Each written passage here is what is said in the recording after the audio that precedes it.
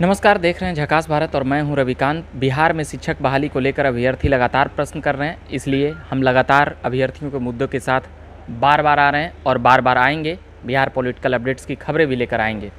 State बहाली को लेकर सवाल है छात्र नेता पुरुषोत्तम से कि जिस प्रकार से अनियमितता की बात हो रही है, देरी की बात हो रही है, अभ्यर्थी लगातार उठा रहे हैं, तो इसमें क्या लगता है?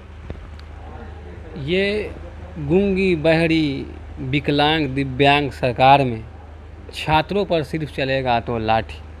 आज देख रहे हैं 37,000 छात्र सड़क पर हैं, शिक्षक सड़क पर हैं। उसके साथ क्या हो रहा है? अगर आप आरसीपी टैक्स दीजिएगा तो आपको शिक्षक की बहाली होगा और उस टैक्स की पैसा से आप नौकरी लीजिएगा तो कुर्सी पर जाकर सोइएगा। ऐसा टीचर बहाली करना चाह रहे हैं नीतीश कुमार। ये बर्दाश्त हम लोग नहीं करेंगे। उन टीचर के साथ, उन शिक्षक के साथ हम लोग हैं।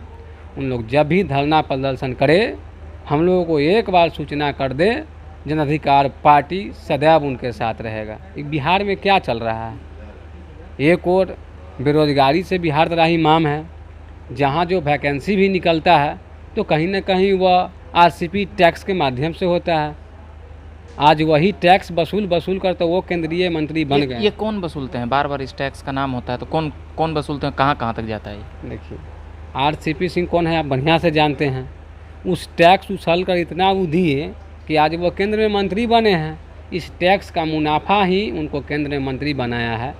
आम गरीब परिवार का बच्चा का है औकात कि 10 लाख रुपया 5 लाख रुपया दे। जिसका सोच लीजिए, अगर आप किसान हैं, किसान को कितना इनकम होता होगा? एक साल में गिन चुन के कमाता होगा 1 लाख रुपया।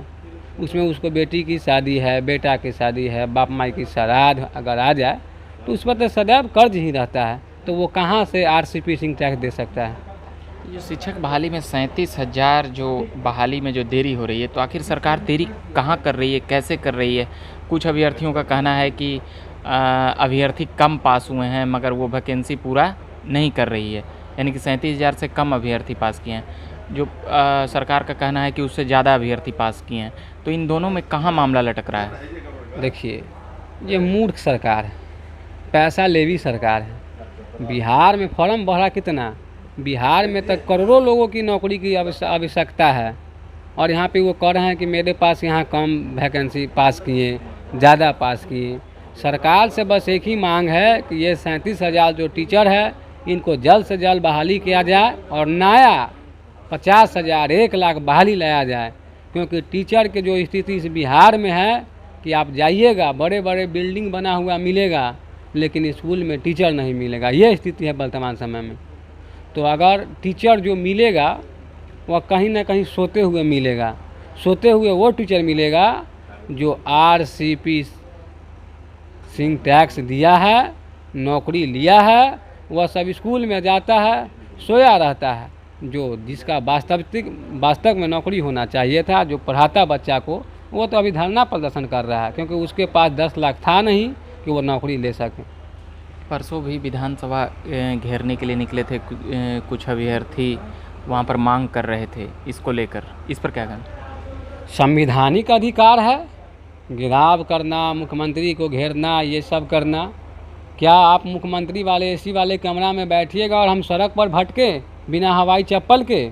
मेरे पास रोजगार नहीं होगा तो हम खाली पैर भूखे मर जाएं? तो मेरा जन्मसिद्ध अधिकार है सरकार को जगाने के लिए विधानसभा घेरना, अन्य धरना प्रदर्शन करना, ये संवैधानिक अधिकार है। ये छात्र एवं नेता कोई नहीं छोड़ेगा। नेता को जब एक सीट से हारने लगते हैं तो रिकाउंटिंग कराते हैं, 200 वोट से हारते हैं तो वो रिटर्न कराते हैं, वो धरना प्रदर्शन करते हैं। तो क्या ये देश का छात्र नौजवान धरना प्रदर्शन नहीं कर सकता है? शिक्षा मंत्री बोले कि सबका बहाली होगा, इसके अधिकारी भी बोले कि सबका बहाली हो, जितना स्टेट पास है सबका। मगर अब स्टेट अभ्यर्थियों का कहना है कि हम लोगों का बहाली नहीं हो रहा है। मेन मुद्दा ये है। देखिए, बिहार सरकार को जो भी मंत्री हैं वह चलाने में फेल है। आप सुभाष देखिए, चलाने में फेल है। शिक्षा व्यवस्था चौपट कर दिए हैं। तो ये पहले वो विधानसभा के अध्यक्ष थे, अध्यक्ष ही रहते। उनको शिक्षा मंत्री इसलिए बनाया गया है, वो शिक्षा मंत्री इसलिए बने कि हमको शिक्षा में लूट करना है, इसलिए वो शिक्षा मंत्री बने। लूट क्या क्या चीज़ में होता है? शिक्षा में लूट होता है, स्वास्थ्य में लूट होता है, पथ निर्माण में लूट होता है। तो जो ये मंत्री बनते हैं वो लूटने के लिए बनते हैं। अगर वास्तविकता में अगर विकास की बात करते तो शिक्षा में बिहार हमारा कितना आगे था वो हम और आप जानते हैं। आज SSC GD जो कि हमारा सबसे बड़ा वैकेंसी माना जाता था, BSSC SSC GD, हाँ वो जिसमें 8-10 लेवल ऐसे उसमें CRP से IBT NIA होता है।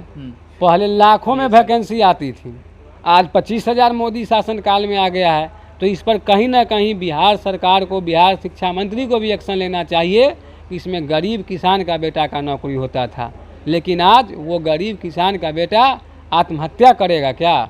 इसलिए नीतीश कुमार जी, शिक्षा मंत्री जी, आपसे निवेदन है कि किसान आत्महत्या कर रहा है, क्या किसान को बेटा को चाहते हैं आप आत्महत्या कराएं? इसलिए मेरा एक ही निवेदन है कि आत्महत्या की इस बिहार को मत बनाया जाए, आत्महत्या के देश इस भारत को मत बनाया जाए, सबको रोजगार दे। आप लोग को याद होगा मोदी जी इसी बिहार की धरती पर 2014 में आए थे, प्रत्येक साल 2 करोड़ रोजगार के वादा देकर चले गए, लेकिन मिला कितना लोगों को रोजगार? सिर्फ 2 लोगों को रोजगार मिला, जो कि हम और आप एवं पूरा देश की जनता जानता है। 2 करोड़ के वादा कर 2 लोगों को रोजगार दिए। चलिए, मैं बात कर रहा था स्टेट अभ्यर्थियों को लेकर। तमाम अभ्यर्थी पूछ रहे थे कि क्यों नहीं हो रहा है। RCP टैक्स का एक नया नाम आया है। अभी के लिए हम इतना ही कहेंगे कि आप देखते रहिए झकास भारत। हम अभ्यर्थियों को मुद्दों के लेकर आते रहेंगे। और झकास भारत चैनल को सब्सक्राइब नहीं किए होंगे तो कर लीजिएगा। ये बात कर रहे थे हम जाप के बख्तियारपुर से प्रत्याशी रहे हैं पुरुषोत्तम कुमार, और मेरा नाम हुआ रविकांत। धन्यवाद।